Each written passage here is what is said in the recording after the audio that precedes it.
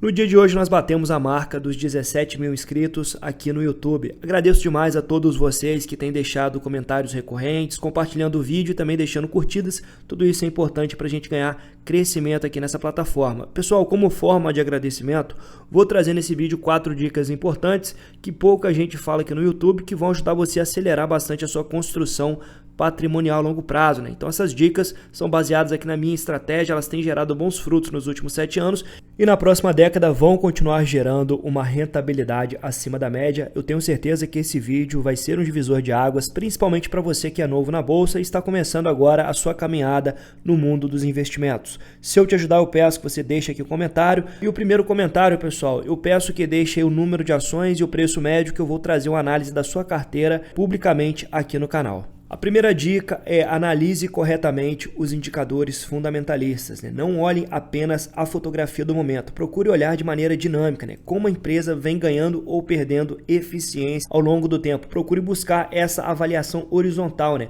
Para saber se está acontecendo uma evolução ou uma degradação nos números da empresa. Então é interessante que você olhe principalmente a margem líquida, o ROI e o ROIC, né? Para saber como está o potencial de rentabilidade, se está estável, se está em declínio e se está em declínio, por que isso está acontecendo? Perguntas importantes antes de você tomar a decisão de investir de fato na empresa. Outro ponto importante, pessoal, não se apaixone pelo dividend yield. Tente entender o momento atual da empresa, né? No caso da CEMIG, ela entregou um dividendo bem acima da média, com lucros gigantescos no ano passado e também com a venda recente da Aliança Energia, né? Então, provavelmente, esse dividend yield não vai ficar nesse patamar de 15,83%, até porque ele está distorcido pela bonificação recente de 30%. A avaliação do yield deve considerar não só o crescimento dos lucros, porque se uma empresa vem apresentando o crescimento da sua lucratividade, a tendência é que os dividendos irão crescer a médio e longo prazo. Outro ponto importante, procure empresas com payout sustentável, não um payout extremamente elevado e nem baixo demais, né? Procure uma média aqui de 40% a 80% de payout, é o que eu normalmente busco em uma empresa. Então a tendência é que se você compra uma empresa muito descontada, com um payout relativamente generoso, você terá também um dividend yield atrativo. Agora um ponto importante é que essa análise fundamentalista inicial ela não deve parar justamente aqui nos indicadores da empresa. Conforme você for evoluindo como investidor, é importante que você baixe os resultados da empresa e pelo menos leia o release inicial para tentar entender para onde a empresa vem caminhando, qual é a estratégia da gestão, como a empresa vem se comportando em termos de alavancagem, de margem, de crescimento dos lucros. Isso aqui vai permitir que você conheça muito melhor os seus ativos a longo prazo e vai impedir até mesmo que você cometa erros. Um exemplo recente com as ações da CEMIG, percebam que no primeiro semestre do ano houve uma retração bem severa na cotação do ativo. Entretanto, quando a gente olhava aqui para os resultados da empresa, um excelente nível de gestão, né? Ampliação das suas margens, a empresa dentro dos limites regulatórios, crescendo o EBITDA, crescendo o lucro e distribuindo bons dividendos. Então quem estava acompanhando de perto a empresa, obviamente viu que se tratava aqui de uma possível oportunidade para o longo prazo e quem comprou lá em janeiro fez um excelente negócio. Então conhecendo de perto a empresa, você não vai cometer erros de vender no fundo e tentar comprar na alta. Pelo contrário, você vai comprar quando o mercado bater no ativo, entendendo as qualidades intrínsecas da ação e aumentar a posição justamente nos melhores momentos. A segunda dica é seja razoável no seu nível de diversificação, né? Então eu não acho interessante o investidor que está começando agora ter um número aí de 20 a 30 ações na carteira. Não, a longo prazo a tendência é que você vai ter uma carteira mais diversificada.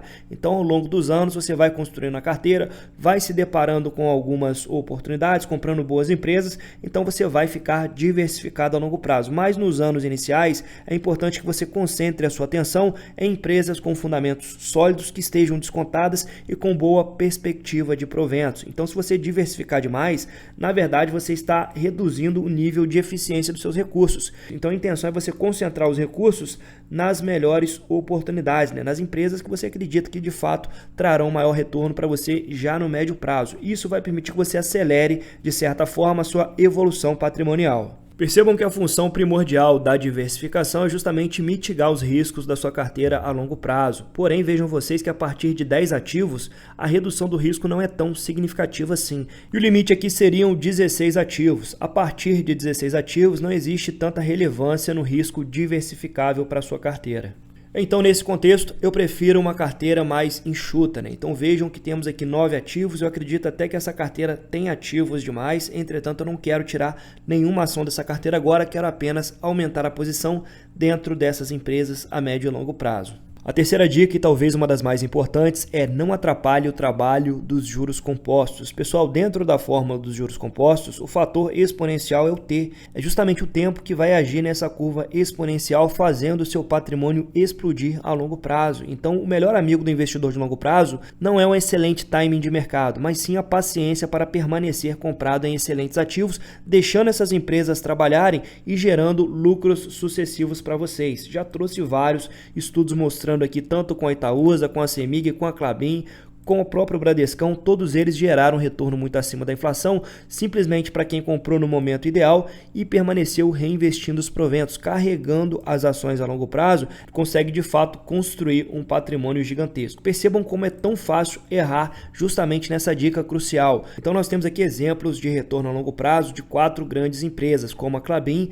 SLC Agrícola, Itaúsa e Schultz. No caso da Klabin, quem investiu lá em 2009 e carregou as ações até o ano de 2014, teve um excelente retorno aqui de 362%. Pode ser que no ano de 2014 esse investidor tenha falado assim: não, a Klabin já me deu um excelente retorno, agora eu vou vender essa ação e procurar a próxima oportunidade, o que foi um grande engano para esse investidor, porque ter segurado a Klabin nos últimos 15 anos teria multiplicado seu patrimônio, gerando um retorno total acumulado de 1.300%. Então, poucas ações, mesmo procurando detalhadamente no mercado, teriam entregado um retorno tão grande como a Klabin e a Schultz nessa janela de tempo. Então, se você comprou uma excelente empresa por um preço descontado, a melhor coisa que você faz para o seu crescimento patrimonial acelerar é permanecer comprado nesse ativo, reinvestindo os proventos e aproveitando também os ciclos de mercado para reforçar a posição nesse ativo, porque a longo prazo a sua renda passiva tende a crescer de maneira poderosa. Então vejam aqui que no caso da CEMIG, quem investiu R$100 mil na CEMIG lá no ano de 2009,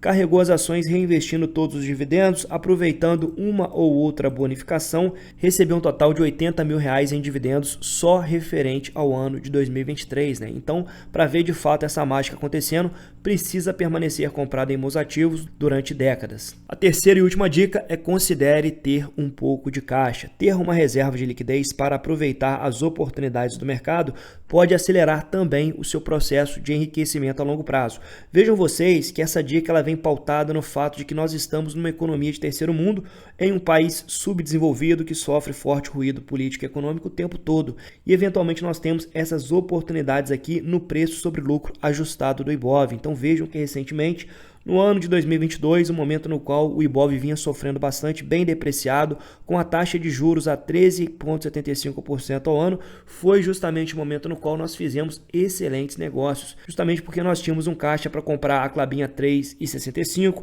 a Itaúsa a 7,70, então é justamente nesses momentos que você consegue acelerar bastante o seu acúmulo patrimonial. Então considere nesse momento de recuperação da Bolsa, ter uma reserva de liquidez para, caso nós tenhamos mais instabilidade política e econômica até o final do ano, ter uma capacidade financeira elevada para alocar nas melhores oportunidades que o mercado vier a abrir para nós. Pessoal, é claro que a questão da reserva de liquidez é algo bastante pessoal, né? Vai de investidor para investidor, principalmente em termos ali de quantidade, né? Eu acredito que de 15% a 30% do patrimônio total acumulado é interessante para o patamar atual do ciclo de mercado, né? Então muita coisa que estava barata lá atrás já não está mais, já temos que procurar de perto ações que estejam mais descontadas, né? Então nesse caso aqui, quando as oportunidades começam a desaparecer, é o momento que você começa a colocar o pé no freio e olhar com um pouco mais de carinho para o seu caixa. Se esse vídeo te ajudou de alguma forma, peço que você colabore com o nosso crescimento, deixando aí seu like, deixando também um comentário e até o próximo vídeo.